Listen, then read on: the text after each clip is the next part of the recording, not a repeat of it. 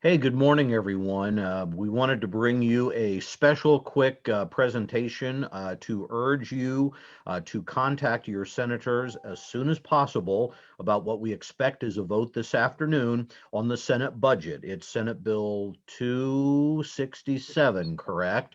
But your senators will know what we're talking about. This is the recommendation from the Ways and Means Committee for the entire state budget, but our particular concern is what has gone to the floor in terms of how it would affect K-12 funding. So guys, jump in if you need to amplify. We want to move through this pretty quickly. Bottom line is the legislature and the committee moved to take out all the funding from the state for increased base aid and local option budget aid for next year and the following year. So the final 2 years of base increases as part of the Gannon plan, that money would be taken out, as well as all funding those 2 years for high density at risk weighting, which is over $50 million. That money is all pulled out of the bill. There's language that says it would be replaced by federal COVID ESSER money. Here's the problem. KSDE does not believe you can use ESSER money that way. That's number one. Number two, there's no mechanism in the bill to actually get it to schools. So the bill doesn't actually appropriate this money. And number three, even if these were fixed, it would be reducing money because instead of having that additional $500 million to help recover from COVID, that would be simply replacing state money. So any way you look at it, it cuts funding available for schools.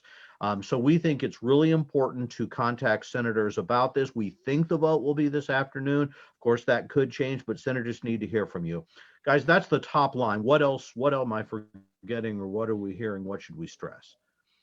Well, something else that people need to understand and stress to their senators is if this money, if the federal money is used incorrectly, the federal auditors will find that out in a couple of years, and either you or the state will have to return that money. So this is a very dangerous precedent that could be set here. As Mark noted, your senators need to know that we already think that the state cannot supplant state funding with that federal ESSER funding, but if they attempt to do so, we would eventually have to give that money back. That is not an acceptable use of the federal ESSER COVID relief funding. And just a thought on advocacy. If you think sometimes you can't reach your legislators or persuade them, we have a perfect example this morning of advocacy in action. In the Kansas House this morning, Senate Bill 235, which KASB and a lot of education groups and a lot of education leaders opposed because it kind of usurped school board authority. It dealt with remote learning. Senate Bill 235 flew out of the Senate, but when we started advocating against it, it was defeated today in the House in a 55-69 vote. So advocacy counts.